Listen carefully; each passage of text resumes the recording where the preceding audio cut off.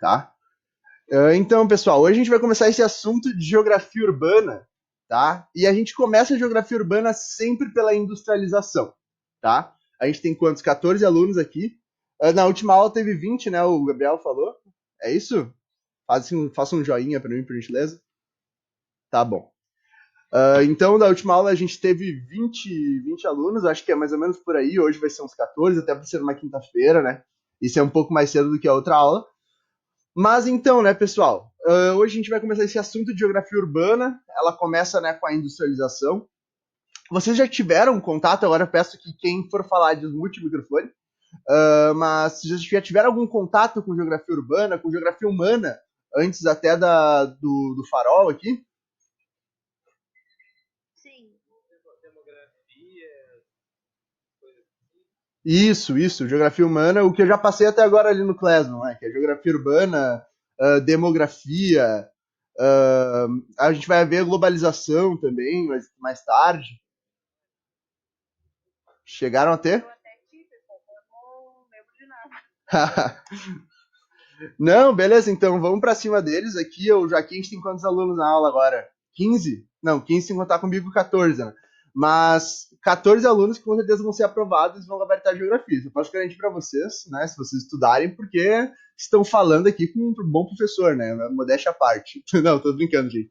Mas se vocês se esforçarem, independente do professor que vocês tiverem, com certeza vocês vão ir muito bem na aula de geografia, na prova de geografia, tá? Vocês já devem saber como funciona, eu acho que é importante nessa aula também dar uma introduzida em como funcionam as provas, né, da geografia, tanto na URGS quanto no Enem. No Enem ali a gente tem a prova de geografia um pouco anexada à prova de humanidades, né, a gente tem geralmente uma média de 14, 15 questões sobre geografia na prova do Enem. E da prova de geografia da URGS daí já é mais forte, né, se eu não estou enganado, são 25 questões, 45 questões, não lembro.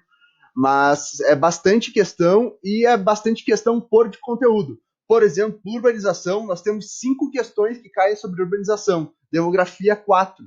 Então a gente precisa bastante, né, ter esse conhecimento aqui sobre geografia urbana, sobre demografia, esse esforço maior, né, por parte de nós, então, nessas aulas, tá bom? Vocês estão conseguindo compreender? Estão me ouvindo bem, pessoal? Vou ficar perguntando isso porque às vezes a internet dá uma travada. Estão me ouvindo bem? Beleza. Sim. Tá bom. Como é que é? Tá travando um pouco. Tá travando um pouquinho? Tá. Se travar bastante vocês não me entenderem, por gentileza, só deem uma reforçada pra mim, tá? Então aqui, ó. Vocês sabem como é que funciona o Jitsi, que tem o chat ali do lado, né? Vocês sabem? Estão conseguindo ver? Sou eu, agora não entendi nada, travou tudo. Travou tudo? Tá. Aqui, ó. Estão me ouvindo agora? Sim? Tá. Vocês sabem como é que funciona o Jitsi, né? Essa plataforma que a gente tá. Vocês veem que tem o chat ali do lado. Sim? Então eu peço para vocês o seguinte: quando tiverem alguma dúvida enquanto eu estiver falando, coloca me inscrevo ali no chat que eu dou a palavra para vocês e daí vocês fazem a dúvida e eu esclareço. Pode ser? Eu vou tentar fazer essa aula mais dinâmica possível, tá, pessoal? Dentro das nossas capacidades, obviamente, porque a gente sabe que é difícil numa plataforma virtual fazer uma aula bem dinâmica. Eu tenho a mania durante as aulas de conversar bastante com os alunos. Aqui nessa plataforma, por ser EAD, eu odeio EAD, odeio com todas as minhas forças EAD, mas por ser EAD, eu tenho, às vezes é meio difícil de fazer essa aula dinâmica, né? E eu vou tentar fazer isso com vocês, tá? Fazer uma pequena apresentação minha também. Para quem não sabe, eu sou Bruno Gaspareto, já falei isso mais uma vez, tem mais gente que chegou agora. Sou Bruno Gaspareto, sou professor de geografia de vocês, faço geografia na URGS, tá?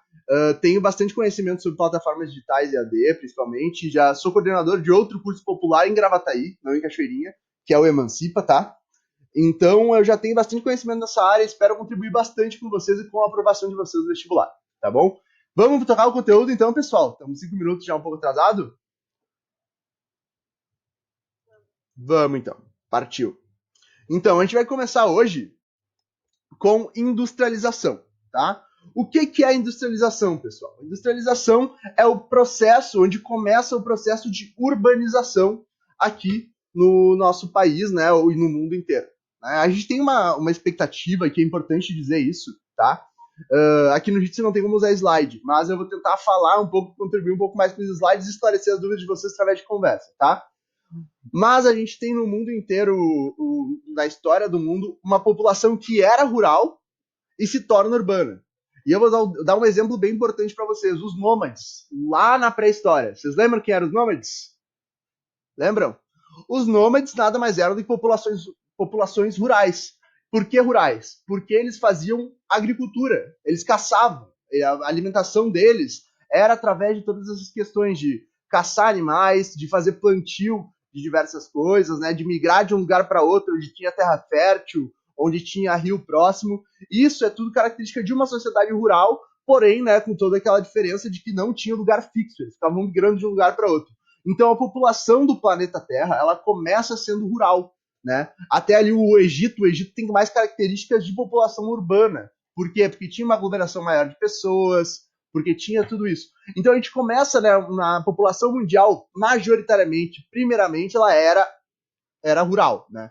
O que a gente conhece hoje como população rural? Daí eu faço uma pergunta para vocês, quero que vocês me respondam, tá? A primeira palavra que vem na cabeça de vocês. Quando fala de rural, o que vem? Assim, ó, vocês pensam, bah, uma sociedade rural é o quê? Campo, Agricultura. agricultura, campo, pecuária. E falando de cachoeirinha. Cachoeirinha, todo mundo aqui é de cachoeirinha, né? Sim. Falando de cachoeirinha, eu sou de Gravataí, mas conheço bastante que é a cidade vizinha aqui, que é a nossa rival, né? Mas assim, ó, falando um pouco de cachoeirinha, quando fala de área rural, o que vem na cabeça de vocês? Tentar botar um pouco aí. Travou um pouco? Tá. Peço então assim, tá, vamos mutar os microfones que eu acho que pesou um pouco a chamada, pode ser isso. Tá? Tá, pera aí. Mutaram? Estão me ouvindo melhor? Sim? Tá. Beleza. Então eu já vi que pesa quando a gente abre mais microfones, talvez seja isso. O que eu vou pedir, tá? Então, que quando eu estiver falando, mais uma vez, eu sei que eu pedi para abrir, mas eu não sabia, eu não tinha conhecimento disso. Tá? Mas vamos lá. Quando vocês pensam em cachoeirinha, e peço que deixem no chat, portanto, tá? Pode ser no chat. Quando pensam em cachoeirinha, ó o corona. O que vocês pensam como área rural? Vamos lá, coloca no chat ele para mim.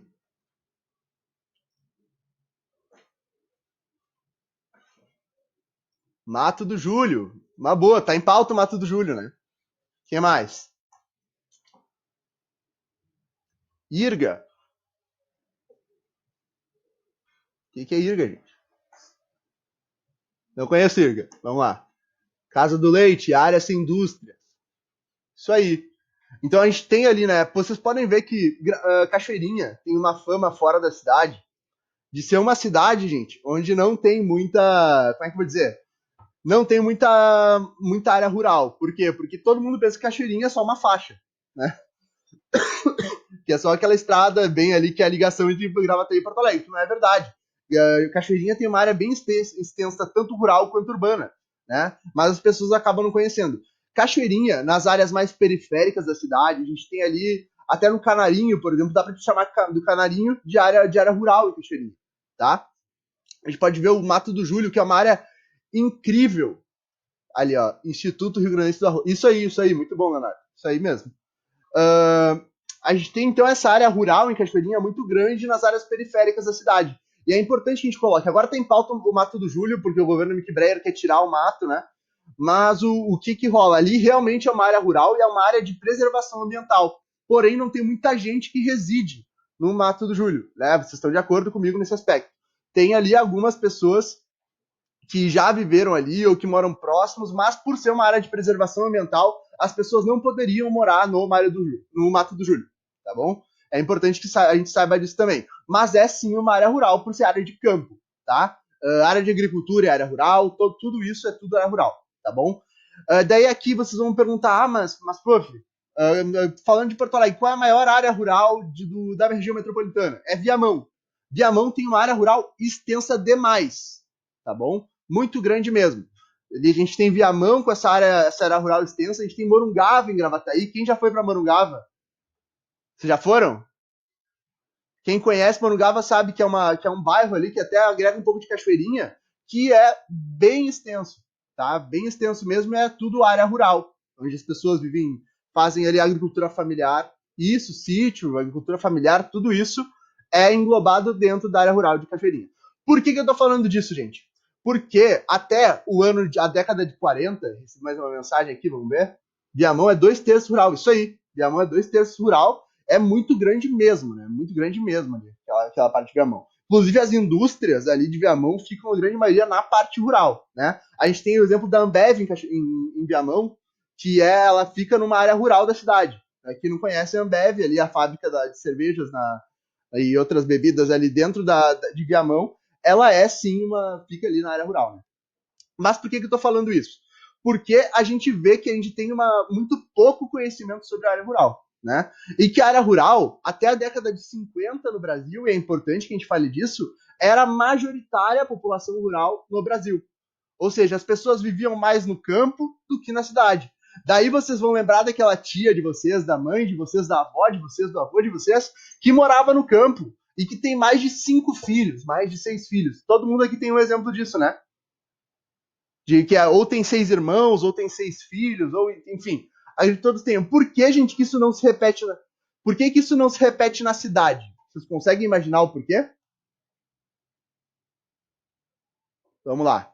Porque tem, na verdade, é mais mão de obra, né, que precisa no campo. Porque, sei lá, eu acredito que seja isso, cria seus filhos para eles te ajudarem a cultivar as coisas ali, Isso. cuidar dos animais. Perfeito. E a vida na cidade é mais cara também, né? Baita. É o principal. Ó, tem uma coisa que é específica e que é muito importante, que são dois termos muito fáceis, tá? No campo, gente, ter filho é o que é ter filho? Desculpa, é mão de obra. Ter filho no campo é mão de obra. Na cidade, ter filho é gasto, tá? Aposto que tem muita gente aqui que tá nessa sala que não quer ter filho. Por quê? Porque é gasto. A gente já tá parindo uma bigorna para se sustentar sozinho, né? Tu imagina com filho. Então é essa lógica dentro da sociedade urbana, que muda muita coisa, né? Na área urbana, ter filho é gasto, tá? E na área rural, ter filho é mão de obra. Daí vem outro questionamento. Tá, mas professor, não faz o menor sentido, porque quando a população se torna urbana é que tem o boom demográfico, né? Quando tem a explosão demográfica. Claro, com certeza. Mas a explosão demográfica, isso eu expliquei nas aulas, ela acontece muito pelos métodos contraceptivos que são adotados nos países, tá? Com a evolução medicinal tecnológica, tá? E é muito disso que acontece, muito por isso que acontece, porque a gente cai muito a taxa de mortalidade. Ó, o Leonardo falou que a avó dele tem 13 filhos. Então é complicado. É, a minha avó por parte de pai tem 11 filhos, né? Já é falecida, mas teve 11 também. É bem comum isso e acredito que todo mundo aqui tem um exemplo, né, de avós, de irmãos ou de tios que tem muitos filhos, né? Então, pessoal, basicamente isso. Tem essa grande diferença entre cidade e campo, tá? Daí a gente vai, então, parte um pouco para industrialização. Pessoal, o que a industrialização faz, né? O que acontece na industrialização? Por que ela ocorre? Em primeiro lugar, e é muito importante que a gente fale disso, tá? A industrialização, ela ocorre, pessoal, por uma necessidade de Estados Unidos, de Alemanha, de, sei lá, Itália, de diversos países ditos desenvolvidos, não gosto de usar esse termo, mas ditos desenvolvidos. Bah, eu tô com muita inveja do gurizão ali que tá com chimarrão, cara. Tô com muita inveja mesmo. Tô com inveja. Mas, enfim, tem desses países ditos desenvolvidos de lucrar mais. Por que lucrar mais? Porque eles viram, pessoal, que indústria somente nos seus territórios não dava o retorno financeiro que eles muito retorno financeiro. E que daria mais se eles colocassem essas multinacionais, como a GM, por exemplo, que é alemã, em outros lugares do mundo, tá? Então a gente tem a GM aqui em Gravataí, tá? A fábrica da GM em Gravataí. O que é a fábrica da GM em Gravataí? Ela fica mais afastada da área urbana, ela fica um pouco mais colocada na área rural, e eu aposto, tenho certeza que vocês conhecem pelo menos uma pessoa que trabalha na GM, certo? Todo mundo conhece? Por quê, pessoal? Porque é um lugar onde teve fonte de trabalho. E a fonte de trabalho não é à toa, não é de graça que vem a GM para Gravataí. A GM vem para Gravataí devido às isenções fiscais, né, que ocorreram por parte do governo e tudo mais, né. Então é importante que a gente saiba disso. A GM ela vem para Gravataí por conta de isenções fiscais, de isenção de conta de luz, isenção de conta de água, extração de matéria-prima de graça. Como assim extração de matéria-prima? Muito simples. Tu pode extrair o que tu quiser nesse território sem pagar nada. Tu pode extrair madeira, tu pode extrair água, tu pode poluir rio, tudo que tu quiser, tu pode fazer aqui na cidade, que tu tem isenção de tudo, e por isso eles vieram para cá em troca de simples empregos. Agora você consegue entender como essas multinacionais de outros países, elas lucram muito estando nossa cidade, no nosso território? Se sim, coloque em positivo. Se não, coloque uma dúvida no chat. É porque a mão de obra brasileira é barata, né? Isso, a mão de obra brasileira é baratíssima, né? Quanto é que tá o dólar hoje? Tá custando R$5,80, né? R$5, para mais de 5. Pessoal, você tem noção do quanto tem a ver com a educação, com certeza. Informação, se não tem informação, não pode exigir um salário alto. E, na real, pela gente, o salário que a GM paga no funcionário é considerado bom. A gente considera um bom salário. É um salário. Perfeito, a gente considera. Pode falar.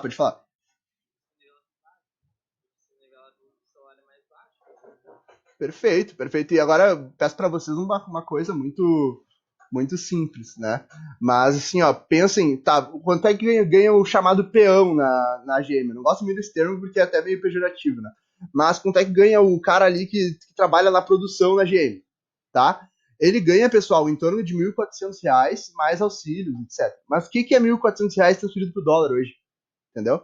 É um salário mensal que para nós é bastante significativo, representativo, mas para a GM não é nada. GM é euro ainda, né? E euro está mais valorizado do que o dólar. Então a gente tem essa questão de achar que ganham muito, mas na realidade não. Na realidade é o mínimo que uma empresa como a GM poderia pagar. Né? É o mínimo que uma empresa como a Nutella poderia pagar. Poderia pagar. É o mínimo que enfim, todas essas grandes multinacionais pagam muito pouco na realidade para os brasileiros, e é justamente por essa mão de obra barata que eles se alocam aqui. Porque eles lucram muito e todo o lucro retorna não só para a multinacional, mas também para o país da multinacional. É importante a gente fazer esse link, tá? Não é só lucro privado, é lucro estatal para outros países. Entendeu? Consegue entender isso? Então, a gente tem, então, pessoal, essa questão da industrialização acontecendo na cidade. E agora vamos começar, então, um pouco com a história da industrialização. Como que ocorre a industrialização no mundo, tá? Ocorre, primeiramente, na primeira Revolução Industrial. Tá? Isso daí é matéria mais de história, mas vou dar uma puxada para vocês aqui. Foi no século XVIII, tá, pessoal? Na Inglaterra. Vocês lembram quais eram os setores, o que eles usavam nessa Revolução Industrial, que foi uma grande revolução para eles? Se sim, me listem duas coisas aí. Carvão e outra coisa, eletricidade, não? Não, máquinas a vapor. Máquinas a vapor. Isso. Então tinha esses dois itens importantes, né? Carvão e máquinas a vapor. Ali o Leonardo Silva acertou. Muito bom. Então, carvão e máquinas a vapor, que foi realmente ali onde começou o primeiro boom da Revolução Demográfica na Inglaterra no século XVIII, tá? Século XVIII ali que foi 1700 e alguma coisa, não vou lembrar. Mas vocês conseguem entender isso, né? Que ali na Inglaterra, então, a gente começa o primeiro boom e o primeiro combustível que seria o carvão, tá? A gente começa a substituir aquela manufatura que era tudo feito à mão e começa a substituir pelas máquinas a vapor, e também agora tem um meio de combustível que é o carvão que fazia o vapor das máquinas, né? Então é muito importante que a gente saiba disso. A primeira Revolução Industrial começa na Inglaterra em 1700 e alguma coisa. Não vou lembrar de novo, tá? Mas, pessoal, quando a gente começa essa industrialização, é importante que a gente saiba de uma coisa. As indústrias foram alocadas nos meios urbanos e, a partir disso, começou um êxodo rural. As pessoas saíam do campo para trabalhar na cidade. Isso que é o êxodo rural. Vocês lembram que é êxodo rural, né? Posso ficar tranquilo. Quem não lembra, não tem problema nenhum, pessoal. Tá? Eu explico para vocês. Tá, eu vou explicar por descargo de consciência. Tá? Mas o êxodo rural... Ali, tá.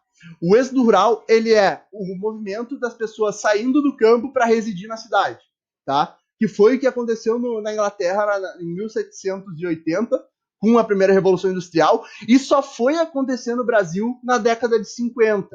Tá? Começou lá na década de 30, mas só foi realmente ser substituída a população urbana pela rural no Brasil na década de 50. Vocês notam o quanto a gente está atrasado? O êxodo rural se concretizou na Inglaterra em 1800 e no Brasil se concretiza em 1950. É muito, 150 anos de atraso, né, pessoal? Então a gente consegue notar um pouco também dessa questão do subdesenvolvimento da América Latina, tá? A partir disso. Então o êxodo rural nada mais é do que a migração do campo para a cidade, tá? Todo aquele movimento migratório do campo para a cidade. Importante que vocês saibam disso. Conseguiram entender? Mais um comentário ali, vamos ver?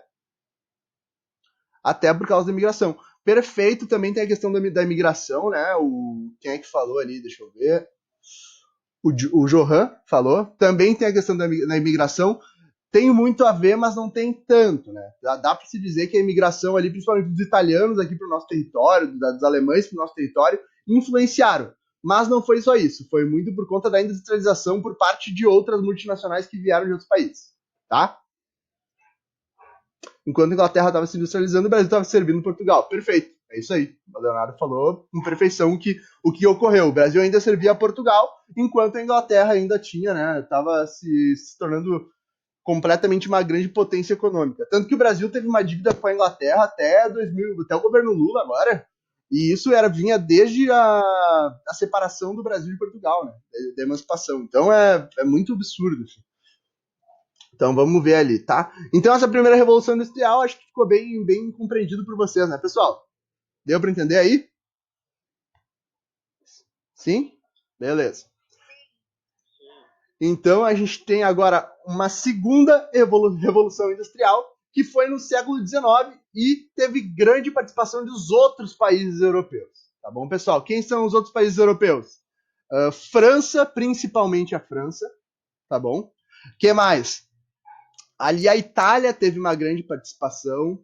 A gente teve uma grande participação também. Oi? A Alemanha, sim, com certeza. Todos os países europeus ali que não fazem parte do leste europeu, que fazem mais parte do oeste, do centro da Europa, né? Que até hoje é a parte mais desenvolvida do continente. Mas todos aqueles países ali mais tradicionais, né? Não vou citar todos aí, Suíça, Suécia, todos esses países tiveram assim uma grande evolução nessa segunda revolução industrial, tá bom, pessoal? Então é importante que a gente saiba. Os Estados Unidos, que não era da Europa, também teve uma grande revolução industrial no seu território. E daí vocês perguntam, mas os Estados Unidos não era nem potência ainda, né? Por parte ali não era uma potência porque não tinha acabado a Segunda Guerra Mundial ainda. E, pessoal, é uma coisa muito simples, tá? E é importante que a gente tenha isso em mente, infelizmente, tá? Mas quem era branco na época das revoluções industriais, no século XIX, no século XX, o desenvolvimento passava por países brancos, porque tinha esse processo de branquização da humanidade. A gente teve Hitler como um dos grandes pontos, assim, né? Vamos ver ali. Os Estados Unidos tinha acabado de ser independente, porém, os Estados Unidos teve um processo de imigração muito forte que fez com que quase um extermínio indígena enorme no território dos Estados Unidos, que fez com que a população fosse predominantemente branca. E assim, ó, bizarro, pessoal, o quanto era uma política forte na época, né? Até hoje. Até esses protestos, essas manifestações que a gente está vendo nos Estados Unidos, elas não são de graça. É porque realmente a polícia nos Estados Unidos, pessoal, ela foi criada na Inglaterra, nos Estados Unidos, em todos os países, ela foi criada com medo de um revanchismo negro, tá? Isso é importante que a gente fale. Ela não foi criada para proteger a população toda, foi criada para proteger a população branca, tá? E é importante que a gente saiba disso. Isso até tem uma menina negra que fala lá nos Estados Unidos, que fala isso nas manifestações, e recomendo que todos vejam. É uma luta antirracista muito foda, muito legal, e eu recomendo, eu sou branco, eu não posso falar muito, né? Mas eu recomendo que vocês vejam esses vídeos, porque é muito legal essas falas sobre racismo, feitos por pessoas negras, e que estão lutando muito bem lá nos Estados Unidos, tá bom? Mas, enfim, tudo isso é um processo, então, muito racista que ocorreu nos Estados Unidos e que fez com que os Estados Unidos também se desenvolvessem, tá? Conseguiram entender isso? Por que ocorre a segunda revolução industrial na Europa e nos Estados Unidos? Se sim, faça um joinha para mim aí, por favor. Feito. Então, qual foi a grande questão, pessoal? para a grande matriz energética nessa segunda revolução industrial ali no século XIX. Vocês lembram? Conseguem lembrar? Não? Então. Desculpa, deve ter cortado. Vocês conseguem lembrar qual foi a grande matriz energética utilizada ali, né? A grande fonte de energia utilizada na segunda revolução industrial no século XIX? Ainda não eletricidade. Mas a eletricidade teve uma questão. Oi? Não, também. O gás ele entra junto porque tem uma fonte de energia que é muito importante, que até hoje é muito predominante. Vamos lá. Petróleo. Perfeito. Ali, a Daniela falou ao mesmo tempo que tu. Mas é isso aí. O petróleo é uma grande matriz energética, grande fonte energética que é colocada, então, como uma dos pontos chaves para a segunda revolução industrial, né?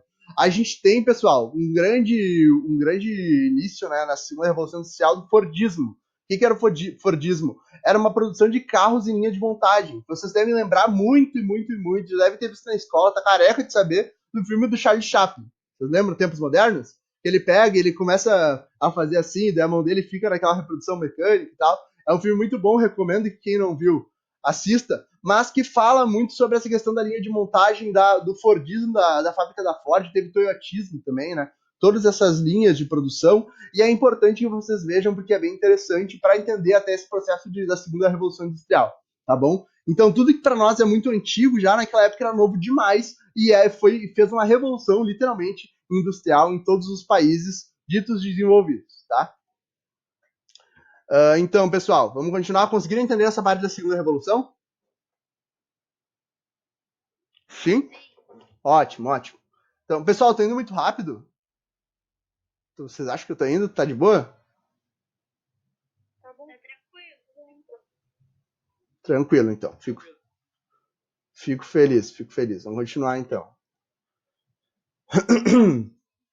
Então, essa aula ela vai durar até mais ou menos ali às 7h20, 7h15, pode ser? Eu acho que tá bom, né? Uma horinha de aula, assim, até porque não tem como prestar atenção em mais do que isso. Mas então, pessoal, vamos continuar aqui.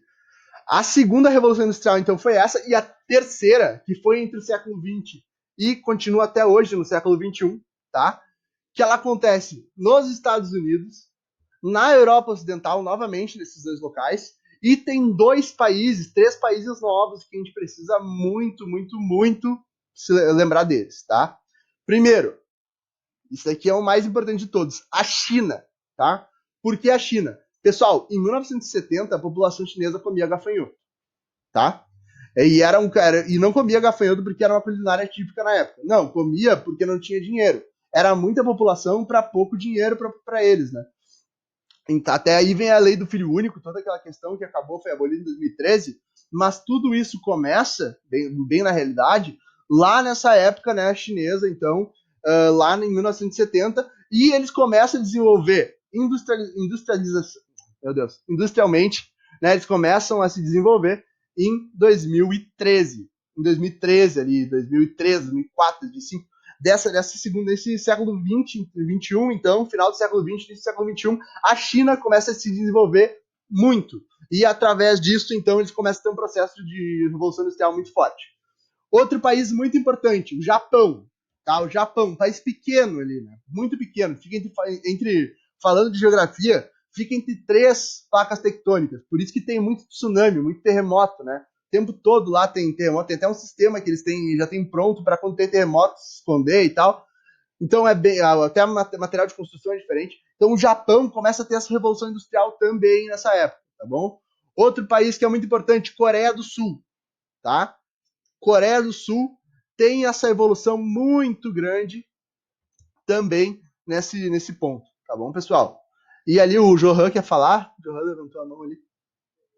Tem a ver com os tigres asiáticos, né? Que tem em Taiwan também. Perfeito. Como é que funcionou essa questão entre os tigres asiáticos? Como é que, por que eles se envolveram tanto assim em tão pouco tempo? Eu sei como é que é, mas não lembro por que assim, como que aconteceu. Cara, então, foge um pouco do assunto da aula de hoje, mas vamos falar sobre isso, tá? O que são os tigres asiáticos? Como tu falou ali, o Vietnã, Taiwan também, deixa eu ver, a China, o Japão, né? Todos esses, a Coreia do Sul, a própria Coreia do Sul, o que acontece, por que eles se desenvolvem em tão pouco tempo, né? Primeiro, Segunda Guerra Mundial. Vocês podem lembrar que na Segunda Guerra Mundial a gente tem uma grande participação do Japão, né? A gente pode dar um exemplo disso das bombas de Hiroshima e Nagasaki. Vocês lembram, né? Que o Japão faz um ataque a uma base dos Estados Unidos e eles respondem com as bombas de Hiroshima e Nagasaki. Isso é mais ali para a história, mas vamos tentar trazer um pouco para cá. O que rola no Japão e na China e nesses países? Uma evolução muito grande, pessoal, principalmente por conta da Guerra Fria, tá? Vocês lembram que os países que apoiaram os Estados Unidos foi Coreia do Sul, tá? Muito importante que a gente lembre. O que apoiaram o capitalismo estadunidense foi Coreia do Sul, foi Japão. Então, todos os países que se diziam capitalistas acabaram tomando um grande impulso financeiro. Daí, por outro espectro, a gente tinha a China que apoiava a União Soviética. Tá? A União Soviética ali, pessoal, dividia basicamente quase todas as finanças conquistadas na Guerra Fria, e eles ganharam muita coisa na Guerra Fria, tá? Não foi só derrota.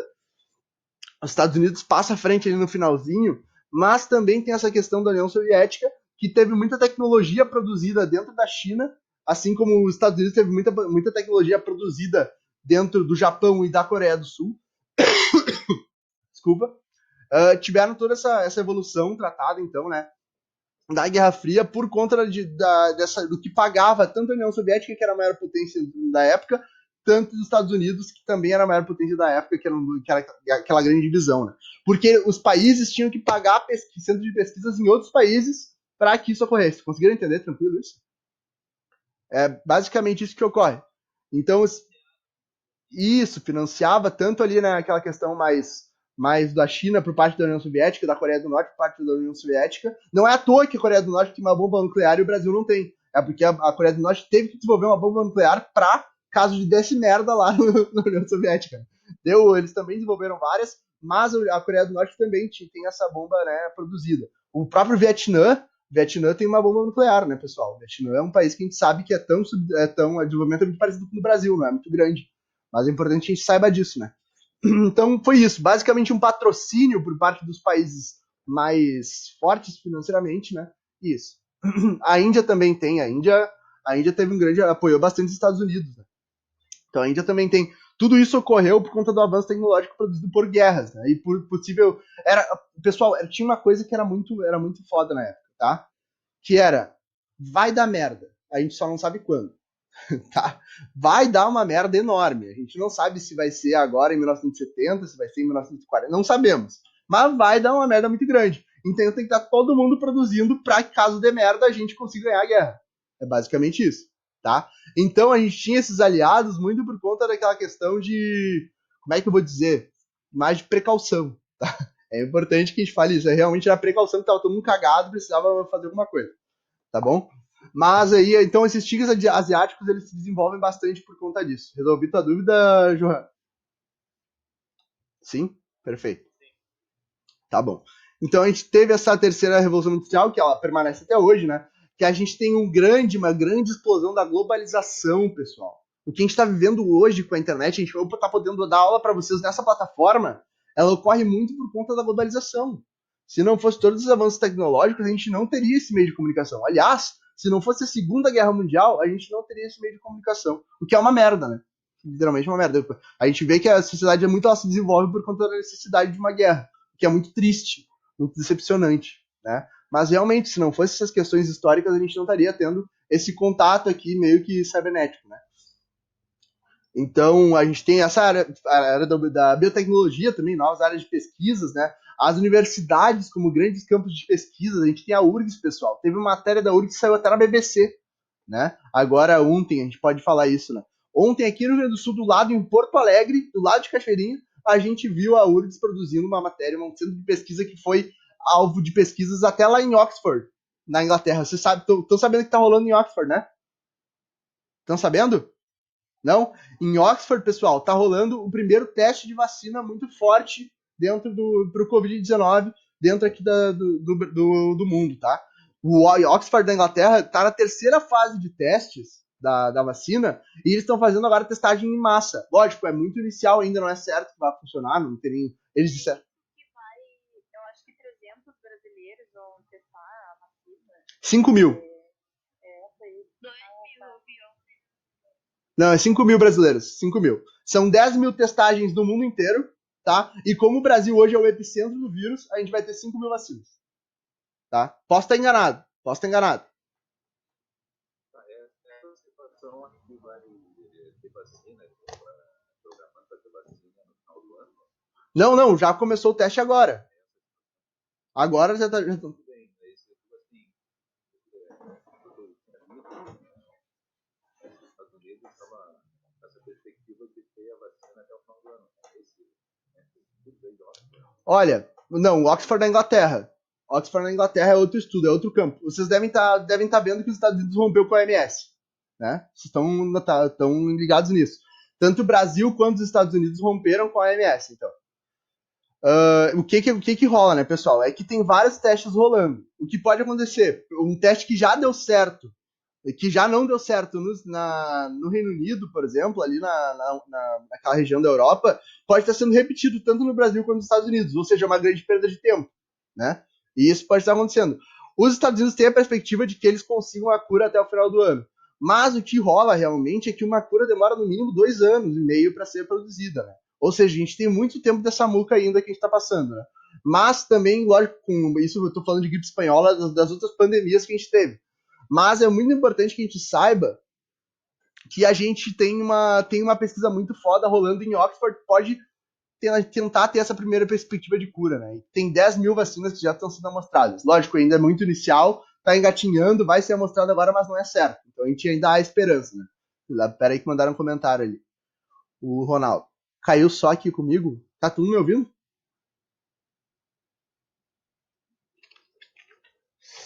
Sim, pra mim. Tá. Pra mim também. Tá, beleza. Então, Ronaldo, tá me ouvindo agora? Beleza. Então a gente tem toda essa questão que vem, pessoal, esse centro de pesquisas, tá? Eles vêm através de toda essa questão da revolução industrial, da terceira que a gente está vivendo, e toda essa possibilidade de uma cura para o Covid pode ser muito mais rápido do que na última pandemia da gripe espanhola, muito por conta dessas áreas de pesquisa que foram criadas depois, aqui agora, entre o século 20 e 21, nas áreas de pesquisas de universidade, de campos específicos para isso, né? Então é muito importante que a gente entenda isso, tá bom?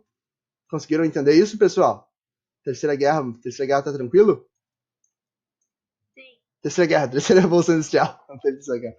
Mas deu pra entender certinho, né? Sim.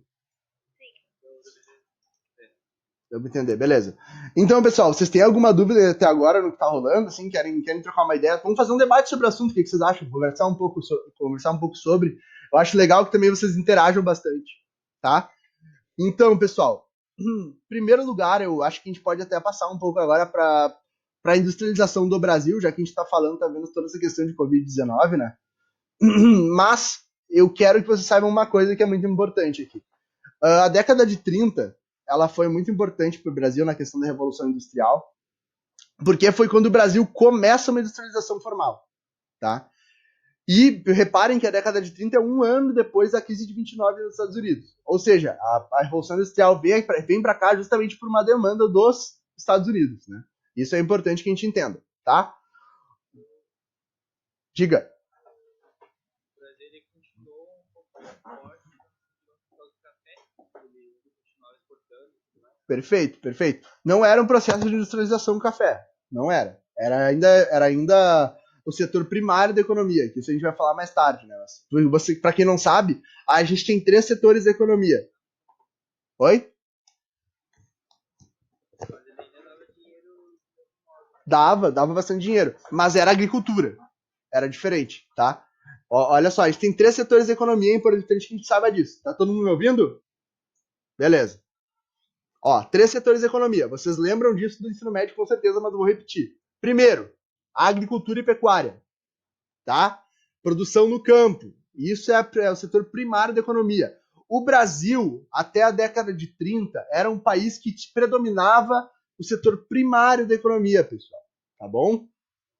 Segundo, Ainda não é predominante. o setor primário? Porque a gente, por exemplo, o que a gente mais exporta, que eu saiba, é carne e produtos plantados, né? Se tratando de exportação, sim. Isso é importante.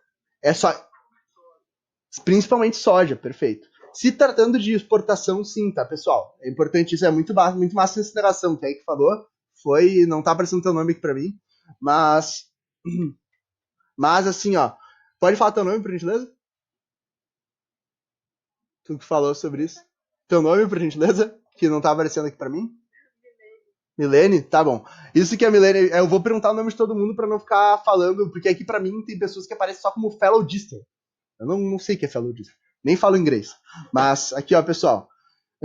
Tá, a gente tem esses 3 setores da economia. Primeiro, pecuária e agricultura. Segunda, indústria. E terceiro, setor terciário. Tá? Isso é muito importante que vocês saibam os setores, os demais setores, que não são nem agropecuária, nem indústria, que é vendedor de loja, professor, deixa eu ver outra coisa, até o próprio pedreiro, empresário, setor terciário, todos esses setores são terciários da economia. Vamos ver, tem uma pessoa ali. Temos muita industrialização na Zona Franca de Manaus. Perfeito, muita industrialização. O que rola, pessoal? A gente tem hoje... Tá trancando? Eu não ouvi nada. Onde é que eu parei? Na parte dos professores começou a trancar. Tá. Então, o setor terciário da economia, ó, lembrando, primário, pecuária e agricultura, secundário é indústria e terciário é professor, vendedor, empresário, pedreiro, todos esses setores diferentes que são da área urbana, mais propriamente, né, são do setor terciário e são um setor predominante hoje. Aí eu vou perguntar para vocês que estão aqui nessa chamada. A gente tem 14 pessoas fora eu, tá? Quem aqui trabalha com agricultura? Levante a mãozinha para mim aí, por favor. Quem tá com a câmera ligada?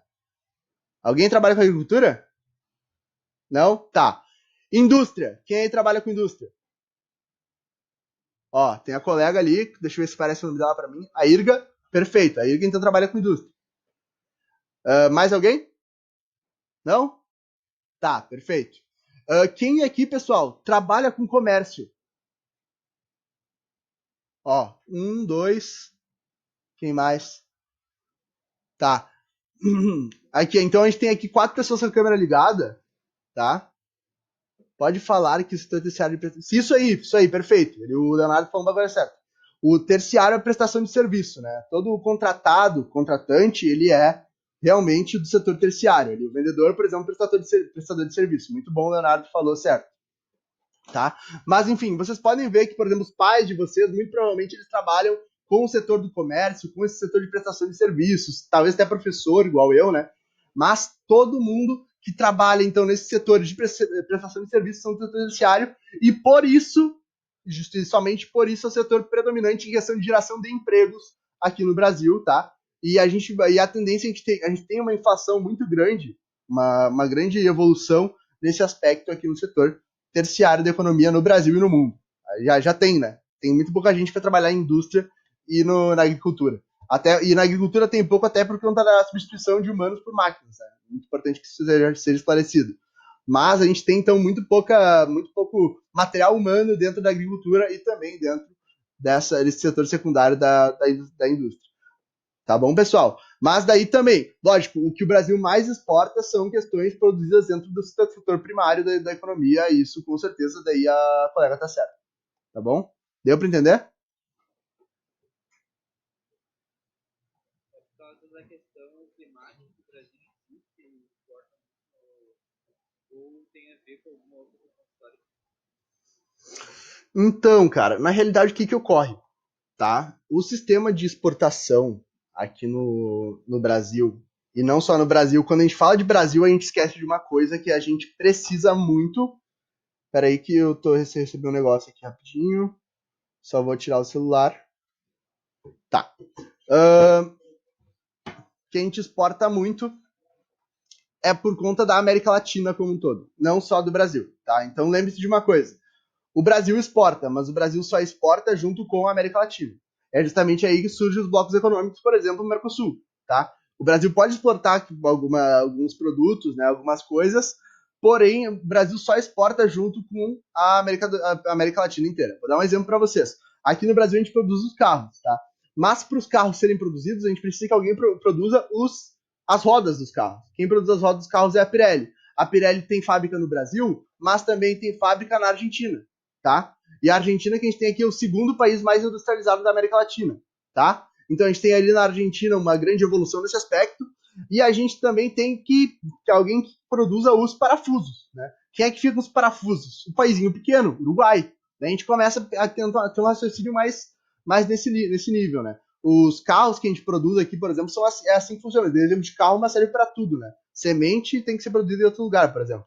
Mas tudo isso a gente tem uma grande comunidade latino-americana produzindo para exportar, não só aqui para outros países da América do Sul, mas também para outros países do mundo inteiro. Tá? Então, basicamente, pessoal, a industrialização dos países europeus, é importante que a gente deixe isso claro, depende completamente dos países latino-americanos. Só que os países latino-americanos, mesmo se dando conta disso, eles não querem, por algum motivo, não querem se sair, né, dessa questão. Eles preferem continuar exportando e lógico, tem toda a questão governamental e, enfim, que eu sou contra, mas não é o caso no momento. Mas que tudo isso, então, acontece por conta disso. Johan quer falar. Diga, Johan. E que o Brasil ele é tão, digamos assim, não sei se é a palavra certa, entreguista, assim, então, acho que a gente tem aqui, a gente tem muito barato, assim, no exterior, tipo, pré-sal, por exemplo, e a gente dá para os Estados Unidos. Então, cara, a gente tem a Petrobras aqui, né? Petrobras é a nossa grande empresa aqui, a nossa grande produtora de combustível, né? O que rola, cara? Como é que eu vou te dizer isso de uma forma bem simples? É porque o Brasil tem rabo preso. Eu vou dizer isso de uma forma mais ríspida, assim, mas existe uma questão de rabo preso da Petrobras com os outros países, né? Dívidas que foram perdoadas, toda essa questão, então a gente acaba exportando por conta disso, né? Por razões mais técnicas também, esses produtos lá por preço barato. Vou dar um exemplo do café, tá? Café que vocês utilizaram também. O café, a gente pode usar um exemplo perfeito disso tudo, pessoal, por um motivo muito simples, tá? A gente produz um café aqui muito bom, o melhor café do mundo, tá? Tem o café de 4 tipos, tipo 1, 2, 3 e 4, tá? O café tipo 1 é muito bom, excelente, é o melhor café do mundo. O tipo 2 é bom demais, o do tipo 3 é razoável e o tipo 4 é péssimo, é muito ruim, tá? A gente exporta para os Estados Unidos e para a Inglaterra o café tipo 1, tá? Para a França e outros países, como o Canadá, por exemplo, a gente exporta o tipo 2, tá? Para a China, para Japão e esses outros países, a gente exporta o tipo 3 e o tipo 4 fica aqui para nós consumirmos. Então todo esse café que a gente consome no Brasil é do tipo 4, é o pior café de todos, tá? É importante que a gente entenda isso. Por que isso ocorre? Porque a gente precisa produzir o nosso melhor produto, a gente produz o nosso melhor produto para exportar para outros países que têm condições de pagar para aquele melhor produto, saca? Porque é mais rentável. E é justamente isso que é uma lógica que o Brasil trabalha e que a América Latina inteira trabalha. Porque quanto melhor o produto que a gente exportar, mais a gente vai receber em cima. Por mais que o preço seja menor do que, enfim, de fato. Mas a gente precisa dessa arrecadação. É melhor o produto circular como o dólar do que como um real, por exemplo, assim. Essa seria... Oi? Eu não ouvi, desculpa. É melhor ele circular como o dólar do que como um real, por exemplo. O Leonardo ele falou. Por causa do real. Perfeito, porque quanto mais desvalorizada é a moeda, mais desvalorizada a moeda, mais tu exporta. Né? Essa é a realidade. A gente tem, por exemplo, diversas vezes que a China desvalorizou a própria moeda para exportar mais. Isso é real, porque quanto mais industrializado é o teu país e mais tu tem uma moeda com baixo custo, mais pessoas vão comprar do teu país para tu conseguir arrecadar mais dinheiro. Deu para entender isso? Então é basicamente isso. Real tem muito a ver com real, tem muito a ver com a moeda chinesa. Com certeza. Tá? Conseguiram entender, pessoal? Perfeito. Alguém quer falar alguma coisa aí? Mais alguma dúvida que ficou? Sobre essa questão do café, deu para entender tranquilo por que ocorre? A questão do petróleo também? Sim? Tá. E eu tô me... Oi, fala. Diga, desculpa, Ronaldo. Tem um exemplo só. Oi? Café é um exemplo só, né? Não, café é o... 2, 3, 4. Eu não sei se a denominação é tipo 1, tipo 1, 2, 3 e 4, eu não sei se é a denominação certa. Mas existe realmente. Eu quis dizer, tipo assim, que outro tipo a soja. A soja tem um tipo de soja que a gente exporta. A melhor soja vai para o exterior. Pessoal, onde é que usam a soja no mundo? Vocês conhecem algum lugar no Brasil que assim tem uma cultura de consumir soja muito grande? Talvez os Estados Unidos lá, porque são tudo, os hambúrguer tudo à base de soja.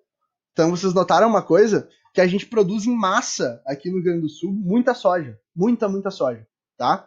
Muita soja mesmo. E a gente produz, considerando proporcionalmente, pouca soja. Perfeito?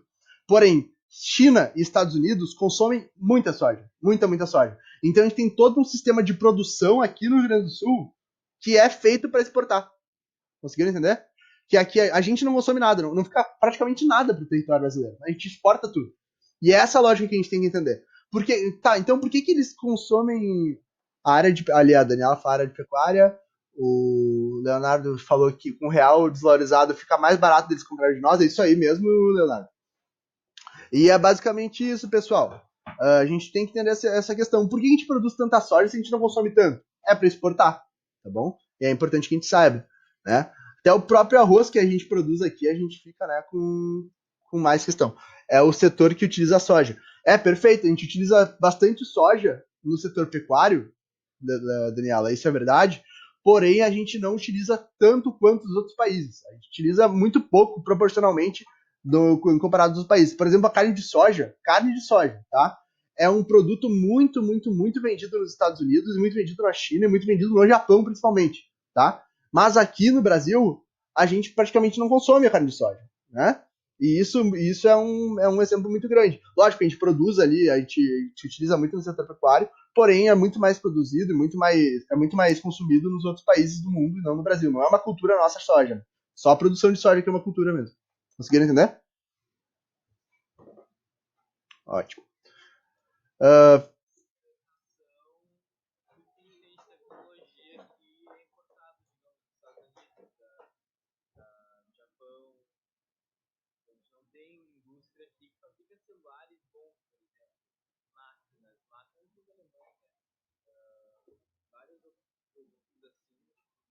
Celular de todo mundo aqui, ou é Samsung, ou é Apple, nessa A gente fala. A gente tá. Ó, Redmi. É o Xiaomi? Xiaomi? Eu sempre confundo, eu sempre falo Xiaomi, mas Xiaomi que fala, né? É Xiaomi. Esses nomes estranhos aí, meu Deus do livro. Não sei falar. Mas, pessoal, a gente fala Lenovo, tem a Lenovo, ele tem a Positivo também, né? Mas a gente tem que falar um pouco, uma coisa muito importante, né? Que a gente fala muito das marcas conhecidas, mas daí eu pergunto uma coisa pra vocês. Quais redes sociais vocês mais usam hoje? Vamos lá. Facebook, WhatsApp, Instagram, o que mais? Twitter?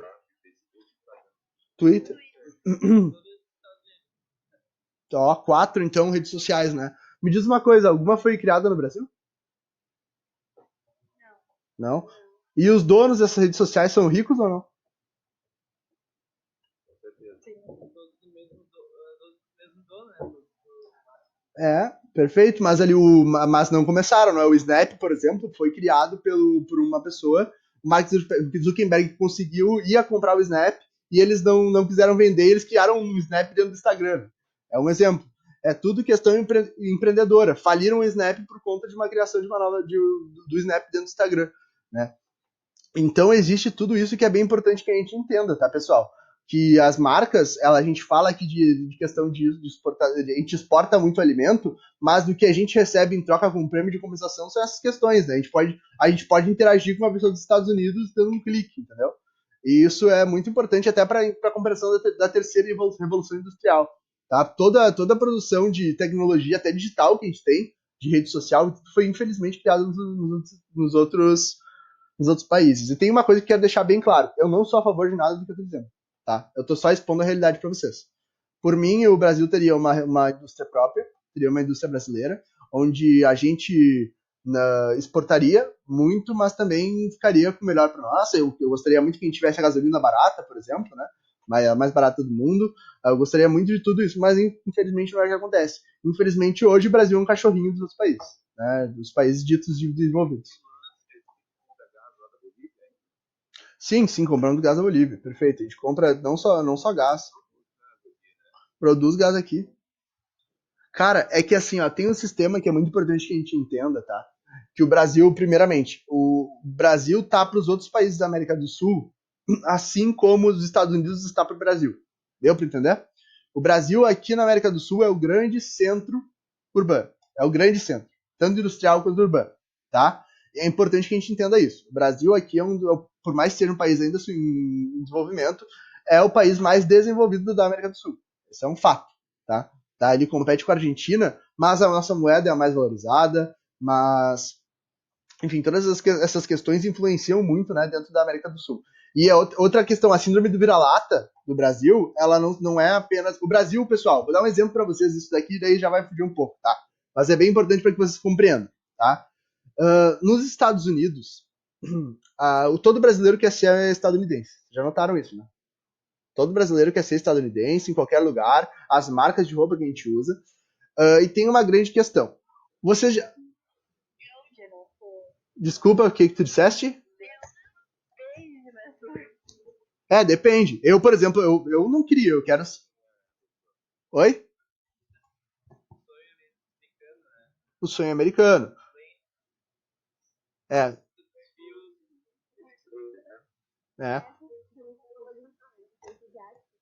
Sim, perfeito. Tem a famosa doutrina Monroe, vocês lembram? O que era a doutrina Monroe? Desculpa. Vocês lembram o que era a doutrina Monroe?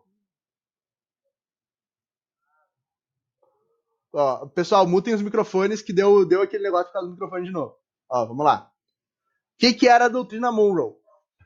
Ó, uma América para os americanos. Era um presidente dos Estados Unidos em 1930 que ele diz, basicamente, que o sonho dele é uma América para os americanos, tá? Pessoal, quem são os americanos? Vamos lá, me digam. Os estadunidenses.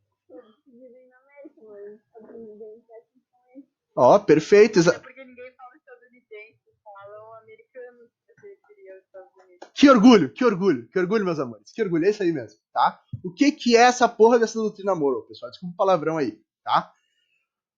É basicamente assim, ó, uma doutrina que coloca os Estados Unidos como dono de todo o continente americano, tá? Tudo que acontece na América no continente americano passa pelos Estados Unidos, tá?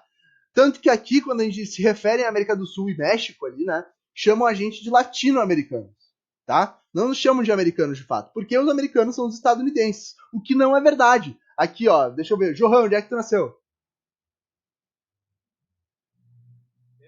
É.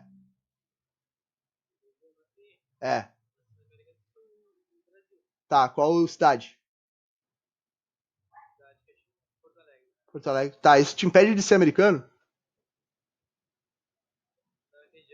Isso te impede de ser americano? Não, tu é americano. Ronaldo, tu nasceu aonde?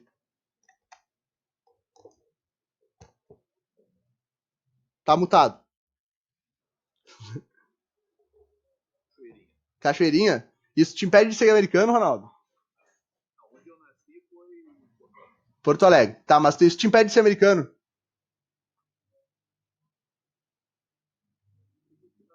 Não te impede. Pessoal, o slogan do Donald Trump, mais famoso de todo. Make America Great Again, tá? Quando é que a gente foi feliz, pessoal? Quem foi feliz foi os Estados Unidos numa época. O Brasil nunca foi feliz e o Brasil faz parte da América, né? Então, é muito importante que a gente compreenda essa doutrina Monroe, que foi estabelecida, né? Uma América para os americanos, né? Que coloca, por exemplo, uma grande divisão, uma barreira entre México e Estados Unidos, principalmente ali, porque o mexicano é latino-americano e o estadunidense é americano. Isso não existe. Isso é uma doutrina criada pelos Estados Unidos, tanto por uma cultura cinematográfica, quanto por uma cultura, enfim, opressora como um todo, tá? Então, nós, pessoal, nós somos americanos, sim. Por isso que sempre que eu me referir aos Estados Unidos, eu vou me referir como estadunidense. Oi? Per... Perfeito, perfeito. É isso aí, Ronaldo. Oi? Ele tem esse preconceito até com os canadenses. Os canadenses não são latinos. E também, os canadenses não são considerados americanos também por eles. Eles são canadense, americano. Perfeito. Sim. Perfeito.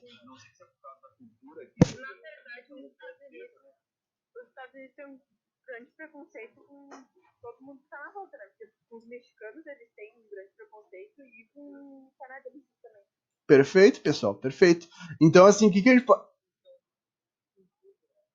Do eurocentrismo.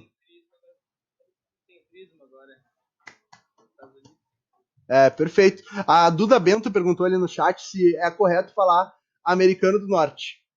Não, não é correto. Por quê? Porque a América do Norte é México, Estados Unidos e Canadá. Então, se tu chamar os americanos de norte-americanos, você vai ter que chamar os mexicanos de norte-americanos e os canadenses de norte-americanos também. Porque é uma questão até meio lógica, né? Então, a gente precisa ter essa compreensão, né? Que a América do Norte, na realidade, ela é os 3 países. E não só os Estados Unidos. Quem nasce nos Estados Unidos é estadunidense, ponto. Não é americano. Quer dizer, eles são americanos, mas nós também somos. Eles não podem se denominar como os únicos americanos, os únicos norte-americanos e os únicos deuses pica das galáxias. Não existe isso. O americano é toda a América, o continente americano, os Estados Unidos e estadunidense. É importante que a gente entenda isso. Daí agora, voltando para o que eu estava falando, né? Desculpa, pode falar, Ronaldo.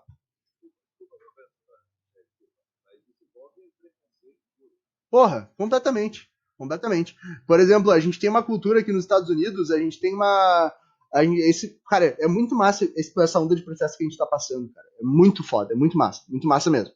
E muito massa que, infelizmente, teve que acontecer uma coisa horrível para que isso acontecesse, né?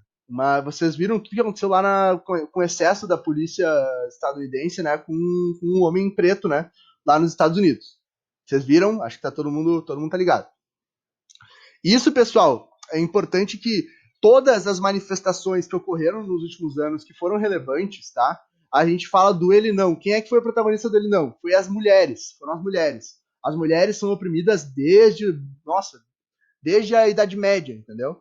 Então, a gente tem um protagonismo muito grande das mulheres e agora das pessoas pretas, do movimento negro, tá? Isso é de extrema importância, essas últimas manifestações, tá? E o que ocorre, né? Que nos Estados Unidos, as pessoas pretas, os latinos nos Estados Unidos são muito oprimidos, todo mundo, e muito disso é sim pela cor da pele, tá? É sim pela cor da pele. Hoje os Estados Unidos é um dos estados mais racistas do mundo, um dos países mais racistas do mundo. É importante que a gente diga isso. E o que o Ronaldo disse, portanto, é verdade. A gente passa por isso por conta de uma questão preconceituosa. Vamos ver, tem um chat ali, ó. Só é falado quando acontece algo muito importante, porque sempre acontece. Perfeito, Dudu. O racismo, ele é estrutural. Ele ocorre o tempo todo, a todo momento. A gente tem um exemplo, quando é que vem o assunto à pauta, né? Quando acontece alguma coisa muito grave. A gente teve o exemplo da Agatha há pouco tempo, né? Vocês lembram da Agatha que ela levou um tiro? A gente teve o evento agora do João Pedro, há pouco tempo atrás, que ele levou um tiro dentro de casa. Ele foi tiraram ele e foram achar só no outro dia no necrotério. Isso é tudo questão de um racismo policial. E como eu falei antes, a polícia ela é criada para combater o negro, a pessoa preta. Ela não é criada para ter uma sociedade melhor. Não, é porque existia, assim, um grande medo de um revanchismo depois da escravatura, da abolição da escravatura por parte das pessoas pretas, e eles criam a polícia por conta disso. E é somente para isso, para proteger... Perfeito, para proteger as pessoas brancas. É por isso que existe polícia e é por isso que, enfim, até hoje a polícia é uma instituição completamente racista, tá? E é importante que a gente tenha isso em mente. Tá, pessoal? Mas, enfim, falando um pouco mais agora voltando lá para a questão do Brasil, esse papo aí, né, deixa a gente puta, a gente quer falar mais. Mas vamos voltar. Apartheid foi muito forte, perfeito. Apartheid na África do Sul. Tem nem o que dizer. O Holocausto com os judeus lá nos. Olha só, na Segunda Guerra Mundial, tá? Tiveram dois grandes extermínios em massa na Segunda Guerra Mundial. Foi o Holocausto, tá? Com os judeus e também a população negra que foi devastada, tá? Na Guerra do Paraguai, o que os argentinos fizeram com as pessoas negras do território? Por que não tem muito negro hoje no território argentino, pessoal? Porque os negros argentinos lutaram na linha de frente, sob o pretexto de que eles não seriam mais escravos depois, né? Então eles foram na linha de frente e todo mundo morreu. Era óbvio que quem estaria na linha de frente da guerra seria morto muito fácil, né? Foram usados como soldados e morreram na guerra, e por isso que hoje tem muito pouco negro na Argentina, e hoje o racismo na Argentina é muito maior do que no Brasil, por exemplo. Não que no Brasil seja pequeno, mas é enorme. Mas na Argentina ainda é muito grande. Diga. No Chile e na Argentina, eles fazem questão de não falar sobre a história do negro. Uhum. Tanto no Chile como na Argentina. Sim, no Chile também. Mas no Chile a gente tem uma questão, pessoal. Vocês vão lembrar do ano passado, final do ano passado, teve manifestações no Chile inteiro, né? Que era dos Mapuches. Vocês lembram o que eram os Mapuches? Mapuches são uma tribo indígena do Chile e que foi uma das únicas grandes sociedades remanescentes indígenas no mundo inteiro. Eles conseguem fazer qualquer reversão política através dos Mapuches, tá? E eles resistiram muito. E eles até hoje são andinos ali, eles são da Cordilheira dos Andes, estão pelo território inteiro chileno, e eles são muito grandes no Chile. Então é importante que a gente lembre dessa cultura. Bah, pessoal, eu queria tanto fazer uma aula só sobre isso. Mas enfim, que eu me empolgo falando. Mas a gente tem toda essa questão racial, sim, tanto no Chile, no Peru, na Argentina, em toda a América Latina, e muito disso é, sim, por conta do racismo estrutural. É importante que a gente fale sobre isso, tá? Inclusive, eu até preferia e gostaria que uma pessoa preta falasse sobre o assunto. Eu não posso falar, eu como branco não posso falar. Mas eu tô tentando passar um pouco de como é que é a questão histórica do racismo, né? Diga, Johan. Até que no próprio Rio Grande do Sul a gente tem casos históricos de negros, né? Perfeito. E basicamente fizeram a revolução, grande parte dela, e depois foram massacrados por partemente, né? Pelos próprios aliados. Porque eles depois teriam que ser libertos. Para eles não serem libertos, eles foram mortos de noite enquanto e hoje em dia o patrono do exército brasileiro é também muitos tiveram participação direta nesse massacre. Perfeito. Tem muita controvérsia nessa questão. Exatamente por favor. Que eram aliados, mas daqui a pouco já não eram mais aliados. Sim, perfeito.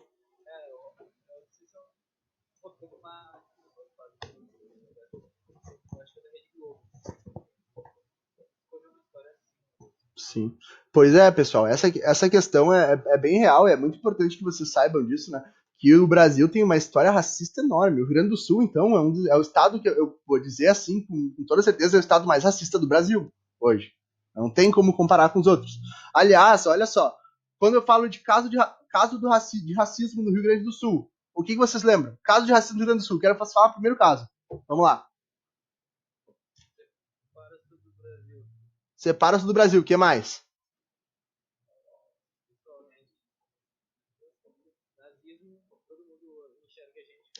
Pessoal, vamos trazer para uma questão municipal. É que o Rio Grande do Sul tem muito alemão, né? É, tem muito alemão, muito italiano. Muito grande aqui da cultura gaúcha. Isso vem desde o início. É uma coisa muito impregnada, muito forte. É que a cultura gaúcha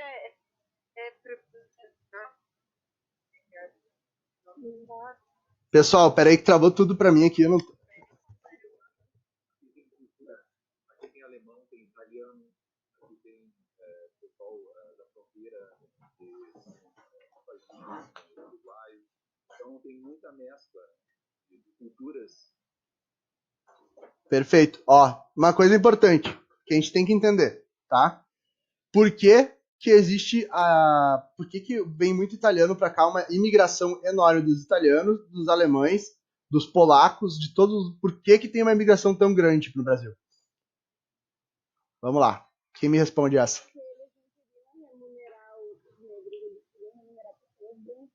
Como é que se chama isso? Como é que se chama isso? Racismo. Por que racismo? Porque é o seguinte, é um processo de branquização da população. O que foi oferecido para os italianos na imigração italiana aqui, pessoal? A imigração em massa.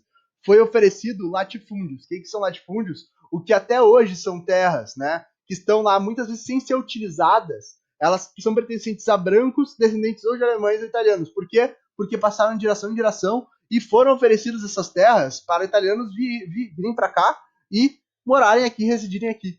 Então, muito disso, pessoal, é daquele processo de imigração que foi dado pelos brasileiros para um processo de branquização da população. Isso é real, isso é um fato, ninguém duvida disso. Porque é um fato comprovado, todo esse processo foi racista, extremamente racista. Tá? Extremamente.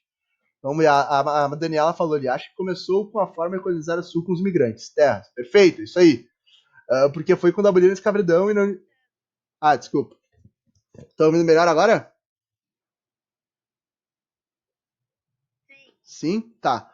Ali, ó, o Leonardo Silva falou que porque foi quando aboliram a escravidão e não queriam dar emprego dos negros. Perfeito. Foi o que outro colega disse também. É isso aí, pessoal. É muito questão racista. Eles, lógico, utilizaram as leis, falando, a gente precisa de mais população, mas não, aquilo ali foi um processo completamente racista. Tá? Completamente racista. Aliás, uma coisa que eu peço, assim, ó, quando vocês tiverem um tempo depois do vestibular, que agora vocês estão focados no vestibular, mas leiam sobre a Revolução Haitiana. Tá? Leiam sobre a Revolução Haitiana. Pessoal, a Revolução Haitiana ela foi uma revolução protagonizada por pessoas negras, tá? No Haiti. Até hoje, o Haiti sofre embargo econômico, tá? Até hoje. Até hoje, o Haiti é um país muito pobre, porque não teve como disputar com os países brancos, né? Dá para se dizer assim, países brancos mesmo, essa questão de tanto financiamento e tudo. Porém, a Revolução Haitiana ela foi muito linda, porque eles conquistaram as terras do Haiti, os negros da região conquistaram as terras guerrilhando contra os Estados Unidos e contra todos os europeus. Então isso foi incrível. E pessoal, desde a Revolução Haitiana, todos os países do mundo, os ditos desenvolvidos, tiveram muito medo do fator haitianista, do haitianismo. O que era o haitianismo? O haitianismo era o medo de que houvesse uma revolução preta nos outros lugares, tá? Uma revolução de pessoas afrodescendentes, tanto no Brasil, teve esse medo, que no Brasil foi um pavor, na realidade, né? Tanto que no processo em que o Brasil era uma colônia de Portugal, tiveram diversas rebeliões de pessoas pretas, né? Tentando essa questão de um protagonismo maior, porém sempre foi violentamente impedido pelos portugueses, violentamente, questão de matar, torturar, continuar escravizando mais. Tudo isso foi impedido por um medo racista de que as pessoas pretas realmente voltassem e assumissem protagonismo. Entendeu? Isso é importante que a gente entenda. Todos os processos, o Haiti tem um processo muito importante nessa questão da luta das pessoas pretas, e é muito importante que vocês enxerguem isso, tá, pessoal? Deixa eu ver, tem mais comentário ali pra gente ler, vamos lá. Revolução dos Cravos, perfeito, Johan, perfeito. Revolução dos Cravos também. Os negros eram vistos como marginais, verdade. Sempre foram colocados como mercadoria, né? Isso, naquela época da escravatura, era muito comum, né, cara? É muito triste que isso permaneça numa cultura... Desculpa. Estão ouvindo melhor? Alô? Sim? Tá. Então, enfim, a gente acabou falando um pouco sobre essa questão toda urbana, mas acabou vendo a pauta do racismo muito por conta das atualidades. E para quem não sabe, a gente tem 5 conteúdos na geografia humana, tá? Filosofia, sociologia, história, geografia e atualidades, que também cai no Enem. Então é importante que a gente saiba. Pode ser que não, ou nesse ano, ou no próximo, dependendo de quando for a prova, pode cair essa questão dos protestos, das manifestações, tanto nos Estados Unidos quanto aqui no Brasil, porque vai vir para cá com certeza, tá? Então é importante que vocês saibam disso, tá bom, pessoal? Ficou alguma dúvida da aula de hoje?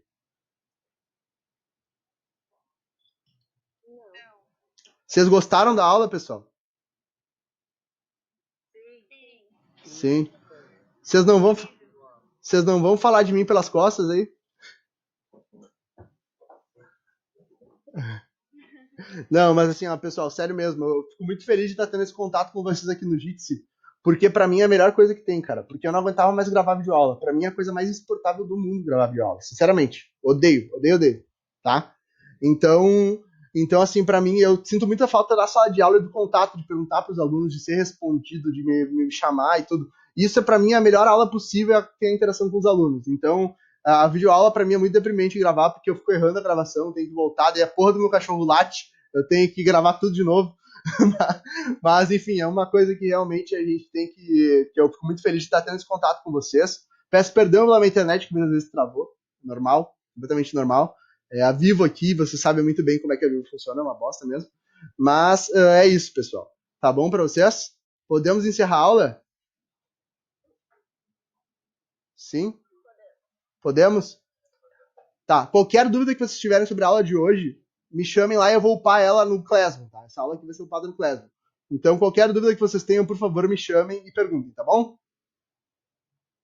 Tá bom. Tá bom? Um beijão, pessoal. Qualquer dúvida, por favor, me chamem. Muito obrigado pela presença, vocês foram demais, tá bom? Um abraço. Nós.